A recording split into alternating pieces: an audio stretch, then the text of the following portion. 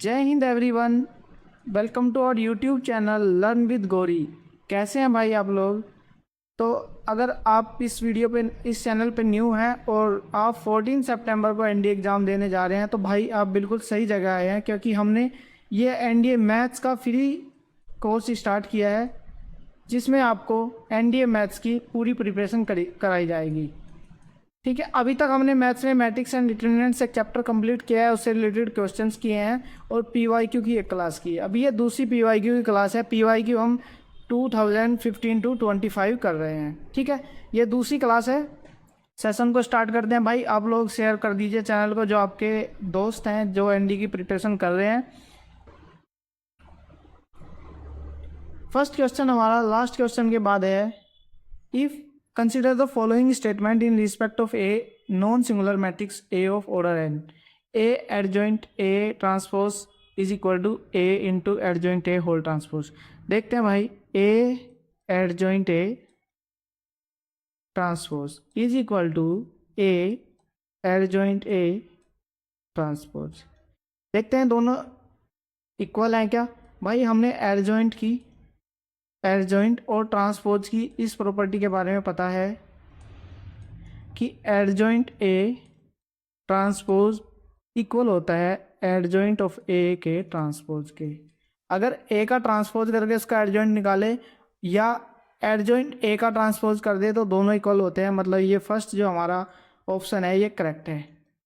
ठीक है भाई, सेकंड चेक करते हैं। If a square is equal to a then a is identity matrix of order n. A square is equal to a, अगर मैं दोनों तरफ ए इनवर्स से मल्टीप्लाई कर दूं तो क्या होगा भाई, इधर हो जाएगा हमारे पास ए और इधर हो जाएगा आई। तो हमारे पास ए किसके इक्वल आ गया, आई के इक्वल आ गया। मतलब सेकंड स्टेटमेंट भी हमारी कैसी है, करेक्ट है। थर्ड देखते हैं भाई, थर्ड स्टेटमेंट में कहता है ए क्यूब इज इक्वल टू ए। अब ए क्यूब इक्वल होगा ए के, देखते हैं भाई, चेक करते हैं। ए इनवर्स से मल्टीप्लाई कर देते हैं, a cube is equal to a inverse से मल्टीप्लाई कर देते हैं ए, तो यहाँ से a square is equal to I. A square हमारा आइडेंटिटी मैट्रिक्स है। ए का हमें पता नहीं, मैट्रिक्स हो भी सकता है नहीं भी हो सकता। ठीक है, अच्छा देखिए भाई, अगर हमारा एक मैट्रिक्स है ए -1 0 0 1, अगर मैं इसकी ए स्क्वायर फाइंड करूँ तो -1 0 0 1, अगर मैं मल्टीप्लाई करूँ तो क्या होगा, 1 हो जाएगा और ये हो जाएगा हमारा 0 और ये हो जाएगा हमारा 0 और ये हमारा हो जाएगा 1। तो ए स्क्वायर हमारा किसके इक्वल आ रहा है, आई के। जब हमारा ए स्क्वायर आई के इक्वल आ रहा है तब भी हमारा ए किसके इक्वल है, आई के इक्वल नहीं है। ये मैंने एक मैट्रिक्स ऐसा लिया है जो आई के इक्वल नहीं है, लेकिन ए स्क्वायर हमारा फिर भी आई के इक्वल आ रहा है। तो अगर हमारा ए स्क्वायर आई है तो ज़रूरी नहीं है कि भाई ए भी आई के इक्वल होगा। ठीक है, ए आई के इक्वल नहीं होगा। चलिए, हो भी सकता है नहीं भी हो सकता है। तो a cube is equal to a then a is identity matrix of order है, नहीं, ये हमेशा नहीं होगा। तो ये स्टेटमेंट इनकरेक्ट है, बाकी दोनों स्टेटमेंट करेक्ट है। तो फर्स्ट एंड सेकंड ओनली। ठीक है, नेक्स्ट क्वेश्चन देखते हैं। ये क्वेश्चन देखते हैं भाई, consider the following statements in respect of a skew symmetric matrix A of order 3। एक हमारा मैट्रिक्स है ए। स्क्यू सिमेट्रिक और सिमेट्रिक क्या होता है भाई, जैसे मेरे पास एक मैट्रिक्स है 3 2 5, मैं लिख दे रहा हूँ 2 5 7 6 6 8। अगर मैं इसको ट्रांसपोज करूँगा, अगर मैं इसका ट्रांसपोज करूँगा, ये तो ए है हमारा, तो ए ट्रांसपोज भी किसके इक्वल आएगा, सेम इसी के इक्वल आएगा। तो इसे बोलते हैं सिमेट्रिक। जब ए ट्रांसपोज के इक्वल हो तो इसे बोलते हैं सिमेट्रिक। इसे क्या बोलते हैं, सिमेट्रिक।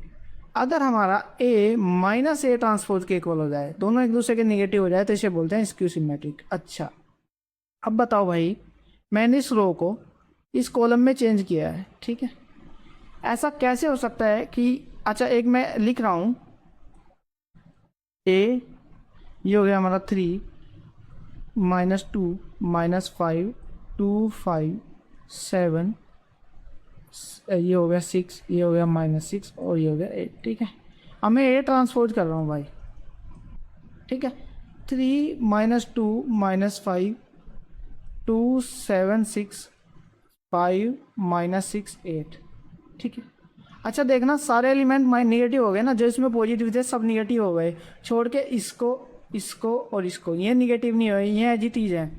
अब हमें चाहिए निगेटिव, हमें चाहिए a is equal to minus a transpose. सारे निगेटिव होंगे जब तो -12 आ पाएगा, तो सारे निगेटिव चाहिए। ऐसा तभी पॉसिबल है जब ये तीनों ही एलिमेंट क्या हो, हमारे जीरो के इक्वल हों। और ये प्रॉपर्टी भी है कि जो स्क्यू सिमेट्रिक मैट्रिक्स हमारा होता है वो उसके सारे डायगोनल एलिमेंट क्या होते हैं, जीरो होते हैं। तो फर्स्ट हमारा ठीक हो गया भाई, the sum of all the diagonal elements of the matrix is zero. भाई जीरो का सम करोगे, अगर तीनों एलिमेंट्स का सम करोगे वो भी जीरो का इक्वल होगा, तो सेकंड भी ठीक है।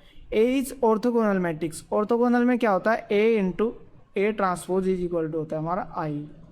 कर लेते हैं भाई, ए इज इक्वल टू क्या है हमारा, गिवन है माइनस ए ट्रांसपोज। इसकी सिमेट्रिक है, दोनों तरफ मैं ए इनवर्स से ए से मल्टीप्लाई कर रहा हूँ, तो ये हो जाएगा a into a is equal to minus a transpose into a. अगर मेरा a इंटू ए ट्रांसपोज किसके इक्वल आ रहा है, माइनस ए स्क्वायर के, क्या ये आई के क्या पूछा है, ए इज ऑर्थोगोनल मैट्रिक्स, क्या ये आई के इक्वल आ रहा है, नहीं ये आई के इक्वल नहीं आ रहा, तो हमारा क्या होगा, ये स्टेटमेंट हमारी गलत हो जाएगी। तो फर्स्ट एंड सेकंड ऑन ये। नेक्स्ट देखते हैं भाई, ये परमुटेशन कॉम्बिनेशन इसमें यूज हुआ है, for what value of n is the determinant this is equal to zero. ठीक है, अच्छा हमारी इससे पहले हम थोड़ा परमुटेशन कॉम्बिनेशन का देख लेंगे। कॉम्बिनेशन की प्रॉपर्टी है NCR, थोड़ा इसको चेंज कर लेता हूँ, NCR plus NCR minus one, ये इक्वल टू होता है भाई N plus 1CR minus one. ठीक है, ये समझ आ गया। ये एक हमारी कॉम्बिनेशन का फॉर्मूला कह सकते हो, प्रॉपर्टी कह सकते हो। दूसरा होता है NCR is equal to NCN minus r. ठीक है, दोनों ही हमारे किसके हैं, कॉम्बिनेशन के हैं। ठीक है, अच्छा अब एक बात बताओ भाई, यहाँ पे C10 है, यहाँ पे 12 है, यहाँ पे M+1 है, M ग्रेटर देन N है। ठीक है, ऊपर वाला ये हमेशा N बड़ा ही होता है R से। ठीक है, चलिए यहाँ पे 10 है, यहाँ पे 12 है, यहाँ पे M+N है, यहाँ पे हमारा 9 है, यहाँ भी 9 है, यहाँ पे 11 है, यहाँ भी 11 है, यहाँ M है, यहाँ भी M है। अगर हम देखें तो इन दोनों से एक बड़ा है, यहाँ पे दोनों जगह 9 है तो यहाँ पे 10 है, यहाँ पे दोनों जगह 11 है तो यहाँ पे 12 है, यहाँ पे दोनों जगह M है तो यहाँ पे M+1 है। तो मतलब कहीं ना कहीं इस प्रॉपर्टी का यूज हुआ है। ठीक है, अगर मैं ऐसा करूँ C1 change C1 plus C2, अच्छा इसको जीरो इक्वल के जीरो करने के लिए हमें क्या चाहिए, हमारी डिटर्मिनेंट की प्रॉपर्टी है कि कोई भी दो रो या दो कॉलम क्या होने चाहिए, आइडेंटिकल होने चाहिए। आइडेंटिकल मतलब एक जैसे होने चाहिए। ठीक है, अगर मैं C1 change C1 plus C2 करूँ तो हमारा हो जाएगा, पहले कोई एलिमेंट को चेंज कर रहा हूँ बस, 9C4 प्लस 9C3, तो ये किसके इक्वल हो जाएगा भाई, 10C3 हो गया।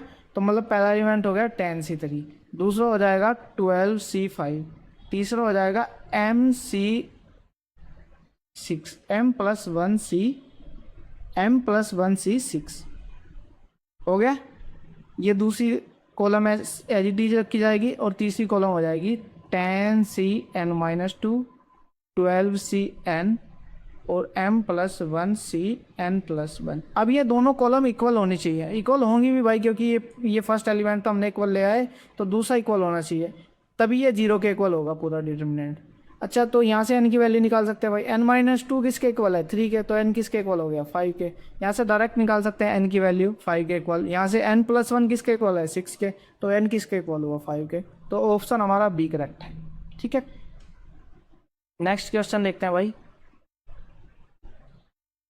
If ABC is a triangle then what is the value of the determinant. In determinant दिया है और बोला है कि ABC इज अ ट्राइंगल। अगर ABC एक ट्राइंगल है तो A plus B plus C किसके इक्वल होगा भाई, पाई के इक्वल होगा, मतलब 180 के इक्वल होगा। B प्लस C किसके इक्वल होगा, पाई माइनस A। ठीक है, ये यहाँ पे वैल्यू पुट कर देता हूँ, बाकी सबको ऐसे रखता हूँ, कोस C साइन B, लिखने की भी ज़रूरत नहीं है वैसे, tan A 0 साइन B, ये हो गया हमारा 0, ये हो गया tan पाई माइनस A। अगर मैं tan pi minus A, second quadrant है, सेकेंड क्वाड्रेंट में tan निगेटिव होता है तो ये हो जाएगा -tan A। ठीक है, -tan A और ये हो जाएगा cos C। ठीक है, इसकी मेरे को डिटर्मिनेंट क्लियरली फाइंड करनी है तो मैं एक्सपेंड कर दूंगा, cos C is equal to 0 minus minus ten a sine b, जब दोनों की मल्टीप्लाई करूंगा तो पॉजिटिव हो जाएगा टेन ए साइन बी। ठीक है, माइनस साइन बी, इस रो के लॉन्ग कर रहा हूं मैं, तो क्या हो जाएगा भाई, टेन ए कोसी, इन दोनों की मल्टीप्लाई हो जाएगी, दूसरा एलिमेंट जीरो हो जाएगा, टेन ए कोसी। जब मैं मल्टीप्लाई करूंगा तीनों की, ये पॉजिटिव और ये इधर से तीनों निगेटिव, और जब पॉजिटिव माइनस निगेटिव करूँगा तो मेरे पास आ जाएगा जीरो। तो ऑप्शन बी हमारा करेक्ट हो जाएगा। ये क्वेश्चन देखते हैं, what is the number of different matrix each having 4 entries that can be formed using 1 2 3 4 repetition is allowed. भाई हमें एक मैट्रिक्स बनाना है जिसमें 4 एंट्री लेनी है, और ये हो सकते हैं 1 2 3 4, इन चारों में से कोई भी नंबर हो सकता है। ठीक है, तो कितने मैट्रिक्स बनाए जा सकते हैं भाई, 1 1 1 2 2 2 3 3 3 4 4 4, फिर एक एक को हटा के फिर चारों के एक साथ रिपीटेशन अलाउड है, तो बहुत सारे मैट्रिक्स हो सकते हैं। परम्यूटेशन कॉम्बिनेशन से कर लेंगे। कैसे, अगर मैं पहली एंट्री उठाऊँ, यहाँ पे कितने नंबर डाल सकता हूँ भाई, रिपीटेशन अलाउ है तो 1 2 3 4, 4 नंबर में कोई भी एक डाल सकता हूँ, यहाँ पे भी 4 में कोई भी एक डाल सकता हूँ, यहाँ भी 4 में कोई भी एक डाल सकता हूँ, यहाँ भी 4 में कोई एक डाल सकता हूँ। चारों की मल्टीप्लाई अगर मैं कर दूंगा तो 4 4 जा 16, 4 जा 4 4 जा 16, 4 जा 64, 4 जा, ये हो जाएगा 216। ठीक है, ऑप्शन बी हमारा करेक्ट। नेक्स्ट देखते हैं भाई, if a B c are the side of triangle A B c then what is this. A square b sine a c sine a b sine a 1 cos a, एक determinant दिया है, इसको expand कर लेंगे भाई। पहले तो ए square 1 minus cos square ए, ये हो गया, minus B sine a, b sine A minus C sine a cos ए, ये हो गया भाई। तीसरा एलिमेंट हमारा सी sine A into B sine a cos A minus C sine ए, हो गया। चलिए सबको थोड़ा सा सोल्व कर लेते हैं। ये 1 माइनस कोस स्क्वायर है, क्या होता है भाई, साइन स्क्वायर, ए स्क्वायर साइन स्क्वायर है, minus B square sine square है, हो गया, plus b C sine a cos a, sine square है कोस ए।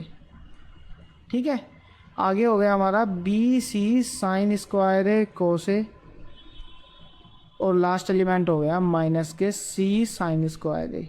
ठीक है, साइन स्क्वायर अगर मैं सबसे कॉमन लूँगा तो हमारा हो जाएगा ए square minus B square minus c, यहाँ पे हो जाएगा हमारा सी है ना यहाँ पे भी, तो ये सी स्क्वायर साइन स्क्वायर हो जाएगा, ए square minus B square minus C square plus 2bc cos A, हमारे पास ये आ गया आपका।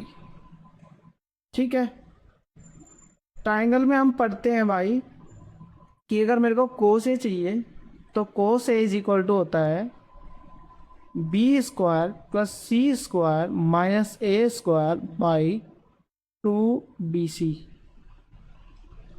ठीक है, किसके इक्वल होता है, 2bc के इक्वल। अगर ये होता है कि एंगल में और जो हमारी साइड्स हैं उनमें क्या रिलेशन होता है, तो एंगल और साइड के रिलेशन में हम पढ़ते हैं। तो अगर मेरे को कोस बी चाहिए तो वो हो जाएगा ए square plus C square minus B square by 2ac। ठीक है, तो ऐसे तीनों हम निकाल सकते हैं।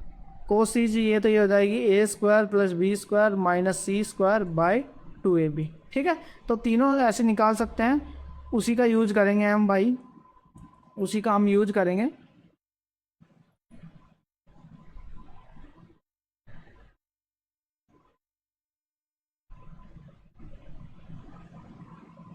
तो अगर मैं यहाँ से बी स्क्वायर प्लस सी स्क्वायर माइनस ए स्क्वायर की वैल्यू निकालूँ तो क्या हो जाएगी, 2bc कोस ए, 2bc कोस ए किसके इक्वल हो जाएगा, ये हमारा बी स्क्वायर प्लस सी स्क्वायर माइनस ए स्क्वायर। ठीक है, मैं वैल्यू पुट कर देता हूँ, साइन स्क्वायर ए square minus B square minus C square, और 2bc की वैल्यू मैंने फाइंड किया है बी स्क्वायर प्लस सी स्क्वायर माइनस ए स्क्वायर।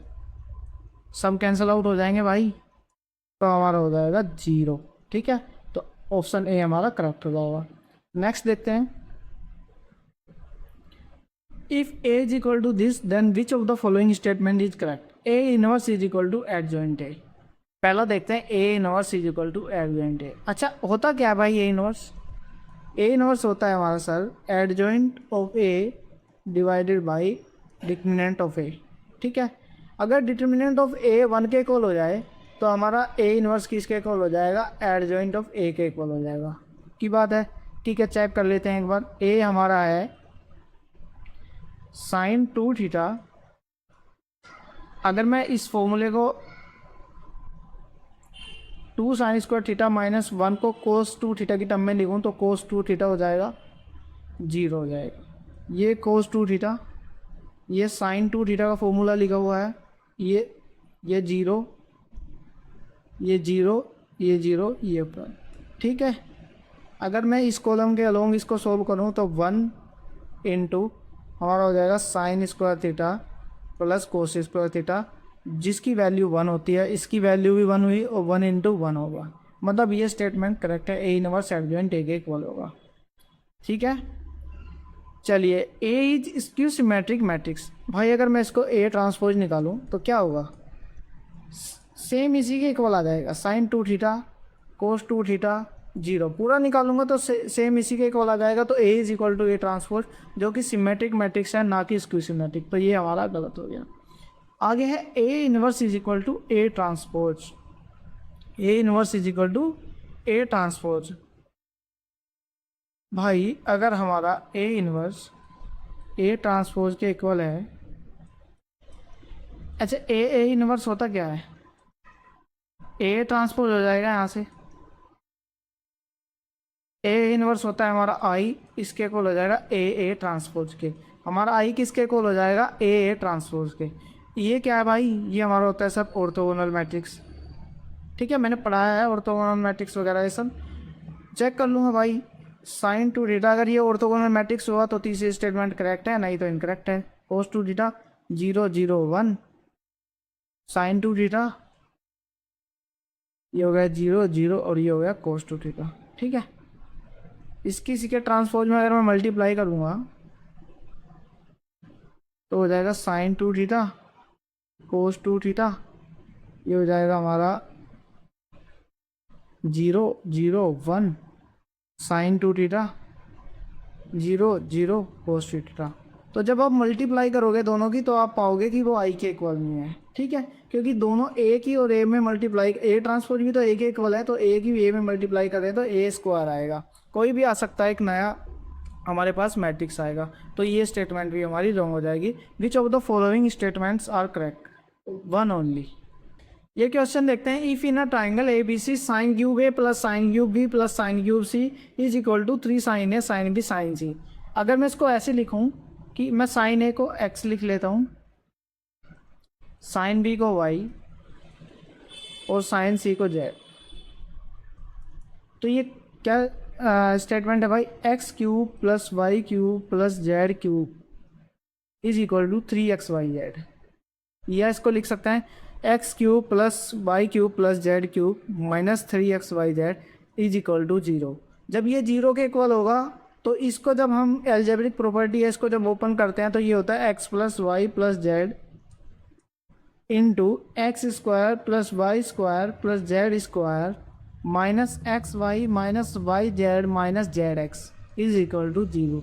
ठीक है, दो ही कंडीशन हो सकती हैं, ये तो एक्स वाई जेड तीनों 0 के इक्वल हो, x plus y plus z ये तीनों का सम 0 के इक्वल हो, या तो तीनों का सम 0 के इक्वल हो, या दूसरा क्या हो सकता है x is equal to y is equal to z तीनों इक्वल हो।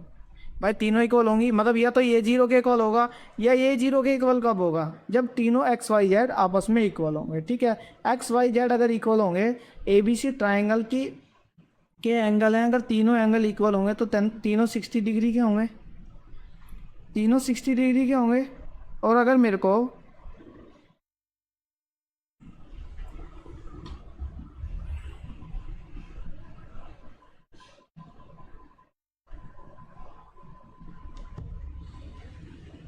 तीनों 60 डिग्री के होंगे, तीनों एंगल इक्वल होंगे, तो हमारी तीनों क्या side by sine cube a, अगर हमारे एक्स वाई जेड साइन ए साइन बी साइन सी तीनों इक्वल हैं तो मतलब angle a B c equal है, तीनों एंगल इक्वल हैं तो मतलब तीनों साइड्स भी इक्वल होंगी भाई, तीनों एंगल इक्वल हैं तो तीनों साइड भी इक्वल होंगी, और जब तीनों साइड इक्वल होंगी ये सब आपस में इक्वल होंगे, तो ये ऐसे ऐसे होगा ना कुछ, ए। अगर मैं इसको लिखूंगा तो इसकी दो आइडेंटिकल रो है, दो कॉलम भी आइडेंटिकल है, तो इसकी वैल्यू क्या हो जाएगी हमारी 0। तो हमारा डी ऑप्शन करेक्ट हो जाएगा। नेक्स्ट क्वेश्चन देखते हैं भाई। Question number 4, if a is equal to 1 to 3 then what is the value of determinant I plus a dash where I is the 3 into 3 identity matrix. 3x3 का एक identity matrix है आई, जो हमारा ए है वो है 1 2 3, कॉलम मैट्रिक्स है। अच्छा अब देखते हैं भाई, अगर मैं ए डैश निकालूँ तो कॉलम को रो में चेंज कर दूंगा 1 2 3। अगर मेरे को ए डैश निकालना हो तो क्या हो जाएगा भाई, 1 2 3 इंटू 1 2 3। अभी इसका ऑर्डर क्या है 3/1, इसका ऑर्डर क्या है 1/3। जो हमारा प्रोडक्ट होगा वो 3/3 का होगा। तो मैं पहले एक बड़ा कॉलम ये ले लेता हूँ ब्रैकेट, 1 1 जा 1, 1 2 जा 2, 1 3 जा 3, 2 1 जा 2, 2 2 जा 4, 2 3 जा 6, 3 1 जा 3, 3 2 जा 6, 3 3 जा 9। ये हो गया भाई। पूछा क्या है, determinant of I plus a dash. अगर मैं इसमें आई भी ऐड कर दूंगा, आई प्लस ए डैश, अगर मैं इसमें आई भी ऐड कर दूं 1 0 0 0 1 0 0 0 1, तो हमारा नया मैट्रिक्स हो जाएगा 2 2 3 2 5 6 3 6 10। ये हो जाएगा हमारा मैट्रिक्स। ठीक है, अब इसका क्या पूछा है, डिटरमिनेंट वैल्यू पूछी है। डिटरमिनेंट वैल्यू फाइंड कर लूँगा, 2 into 50 minus 36 minus 2 into 20 minus 80 plus 3 into 12 minus 15। ये हो जाएगा 2 इंटू 14, ये हो जाएगा ये हो जाएगा 2 माइनस 4, और ये हो जाएगा -3 माइनस 9। ठीक है, ये हो जाएगा 28 माइनस 13, ये हो जाएगा हमारा 15। ऑप्शन ए हमारा करेक्ट है। ठीक है, नेक्स्ट क्वेश्चन देखते हैं भाई। If a b and c are the square matrix of order 3, determinant b C is equal to 2 determinant a, then what is the value of determinant 2 a inverse b c. मेरे को चाहिए determinant 2 a inverse b c, ये चाहिए मेरे को। हमें पता है अगर मैं डिटरमिनेंट के ए का निकाल रहा हूँ तो ये होता है k to the power n a. ठीक है, तो 2 बाहर आ जाएगा भाई, और 2 टू द पावर 3 बाहर आ जाएगी, क्योंकि ऑर्डर हमारा क्या है 3 है। तो ये हो जाएगा determinant of a inverse b c. ठीक है, तो ये हो जाएगा हमारा 8 determinant of a inverse b c. अच्छा वहाँ से देखते हैं क्या लिखा है ऊपर, गिवन है determinant of B C is equal to 2 determinant A, 2 determinant of A. आपको एक प्रॉपर्टी पता होगी कि डिटरमिनेंट ए इनवर्स हमारा होता है 1 बाय डिटरमिनेंट ऑफ ए। ठीक है, अगर मैं यहाँ से इसको वहाँ लेके जाऊँगा तो ये हो जाएगा 2 is equal to determinant of a inverse into determinant of B c. Determinant की प्रॉपर्टी ये भी है कि determinant of p into determinant of q is equal to होता है डिटरमिनेंट ऑफ पी क्यू। ठीक है, तो हमारा क्या हो जाएगा 2 is equal to determinant of a inverse b c. इसकी वैल्यू क्या आई हमारी 2i by determinant of B c की वैल्यू क्या आई हमारी 2i, इसकी वैल्यू क्या आई 2। तो 8 हमारे पास पहले ही है, 8 इंटू 2 हमारा हो जाएगा 16। तो ऑप्शन ए करेक्ट हो जाएगा। ठीक है, नेक्स्ट क्वेश्चन देखते हैं भाई। Let A be a skew symmetric matrix of order 3, what is the value of 4 determinant of ये, determinant of this, determinant of this, determinant of this, determinant of this. भाई ये प्रॉपर्टी है इसकी symmetric की, अगर ऑर्डर उसका order odd है तो determinant of that matrix a is equal to होता है 0। ठीक है, अगर उसका ऑर्डर ओड है तो ऑर्डर 3 है, कोड नंबर है, तो हमारा ये भी क्या हो जाएगा 0, ये भी क्या हो जाएगा 0, ये भी क्या हो जाएगा 0, ये भी क्या हो जाएगा 0। हमारे पास बचेगा determinant of minus I. Determinant of minus I का डिटर्मिनेंट, माइनस आई का जब डिटर्मिनेंट करेंगे तो -1 इंटू 1 -0, तो ये हो जाएगा हमारा -1। तो ऑप्शन ए करेक्ट। ठीक है, ये क्वेश्चन देखते हैं। क्वेश्चन नंबर 8 है, ए is equal to this then which one of the following statement is correct. A square is symmetric, A square is symmetric, A square is skew symmetric, A square is skew symmetric. तो सबसे पहले में ए square find करना है और ए square हमारा हो जाएगा ए इंटू ए। ये -3 है, ये 0 है, ये 5 है, ये -4 -5 0 0 3 4 -3 0 5 -4 -5 0। ठीक है, चलिए अगर मैं स्क्वायर करूँगा तो ये हो जाएगा हमारा 0 -9 -60। ठीक है, दूसरा हमारा हो जाएगा 0 + 0 + -20। अच्छा, हमें स्क्यू सिमेट्रिक के बारे में पता है कि अगर कोई हमारा स्क्यू सिमेट्रिक मैट्रिक्स है तो उसका फर्स्ट डायगोनल एलिमेंट 0 होते हैं, मतलब ये एलिमेंट 0 होना चाहिए। और ये एलिमेंट आ रहा है -25, ये एलिमेंट क्या आ रहा है हमारा -25। तो मतलब अगर ये एलिमेंट हमारा 0 होता तो हमारा स्क्यू सिमेट्रिक होता, फिर तो पूरा भी चेक कर सकते थे। ठीक है, लेकिन अगर यही एलिमेंट 0 नहीं हुआ तो पक्का है, कंफर्म है कि ये सिमेट्रिक होगा, क्योंकि -25 आया। तो सिमेट्रिक देख लो किस में है, एक तो इसमें है और एक इसमें है। ठीक है, बोला क्या है कि डिटरमिनेंट ऑफ ए स्क्वायर। भाई डिटरमिनेंट ऑफ ए स्क्वायर मैंने लास्ट क्वेश्चन में बताया है कि अगर हमारा मैट्रिक्स कोई स्क्यू सिमेट्रिक है। अच्छा मैट्रिक्स देखो, ये मैट्रिक्स स्क्यू सिमेट्रिक है ना भाई। अगर मैं इसका ट्रांसपोज निकालूंगा तो वो क्या होगा, 0 -3 -4 ये एलिमेंट आएंगे। तो मतलब ए किसके इक्वल आ जाएगा, -a ट्रांसपोज के। अगर हमारा कोई एलिमेंट कोई मैट्रिक्स स्क्यू सिमेट्रिक है और उसका ऑर्डर भी क्या है, ओड है, ऑर्डर भी ओड है क्योंकि 3/3 का ये है, तो उसका डिटरमिनेंट ऑफ ए या a⁴n क्या हमेशा इक्वल टू होता है 0 के। तो ऑप्शन ए हमारा करेक्ट हो जाएगा, जिसमें लिखा है A square is a symmetric matrix with determinant of A square is equal to 0। समझ आई बात। चलिए नेक्स्ट क्वेश्चन देखते हैं। क्वेश्चन नंबर 9 है, if a is equal to this then which of the following statement are correct.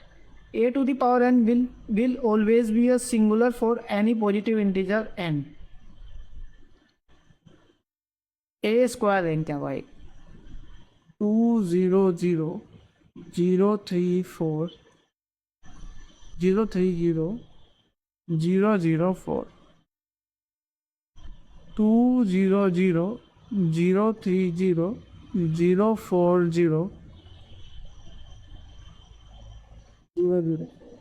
ठीक है, multiply करते हैं तो हमारा हो जाएगा 4, ये हमारा हो जाएगा, ये हो जाएगा हमारा 4, और ये दूसरा अगर हम करेंगे तो ये हमारा हो जाएगा 0, तीसरा भी हमारा 0। अगर मैं इसको उठाऊंगा तो हमारा 0 हो जाएगा, अगर मैं इसको उठाऊंगा तो 9 हो जाएगा, इसको उठाऊंगा तो 0, इसको उठाऊंगा तो ये हो जाएगा 0, और ये भी 0, और ये हो जाएगा 16। ठीक है, ये हमारा हो गया ए स्क्वायर। क्या ये सिमिलर है, 4 इंटू ये हो जाएगा 4 इंटू 9 इंटू 16 -0। ठीक है, हमारा क्या हो जाएगा, ये हो जाएगा 4 इंटू समथिंग। तो हमारा यहाँ पे जो भी a⁴n अगर मैं निकालूंगा तो ये हमेशा ऐसा आएगा, 2⁴n 0 0 0 3⁴n 0 0 0 4⁴n। ठीक है, ऐसे मैट्रिक्स आएंगे जब भी हम ए की पावर कुछ भी करेंगे। अब क्या ये कभी भी भाई सिंगुलर होगा क्या, नहीं, ये हमेशा नॉन सिंगुलर होगा। ये कभी भी 0 के इक्वल नहीं आएगा, इसका डिटरमिनेंट अगर हम निकालेंगे तो हमारा ऑप्शन ए क्या हो जाएगा, इनकरेक्ट हो जाएगा। a⁴n with always be a diagonal matrix for any positive integer n। हाँ, अगर हम पहले खुद ही एक डायगोनल मैट्रिक्स है, इसकी कुछ भी पावर करेंगे तो हमेशा एक हमारे पास डायगोनल मैट्रिक्स आएगा, जिसके बाकी सारे एलिमेंट क्या होंगे, 0 होंगे, सिर्फ डायगोनल के एलिमेंट्स हमारे इंटीजर्स होंगे। ठीक है, तो ये ऑप्शन हमारा करेक्ट है। a⁴n will always be a symmetric matrix for any positive integers n। Diagonal matrix है तो हमेशा क्या होगा, डायगोनल मैट्रिक्स हमेशा सिमेट्रिक मैट्रिक्स होगा। तो फर्स्ट एंड थर्ड दोनों करेक्ट हैं और हमारा सी ऑप्शन हो गया। इसको चेक भी कर सकते हैं, अगर मैं ये ट्रांसपोज निकालूं तो ये हमारा हो जाएगा 4 0 0 0 9 0 0 0 16। ठीक है, तो हमेशा क्या होगा, डायगोनल मैट्रिक्स ही आएगा, और डायगोनल मैट्रिक्स हमेशा सिमेट्रिक होते हैं। ठीक है दोस्तों, फिर आज के लिए इतना ही। जय हिंद। क्लास को करते हैं समाप्त।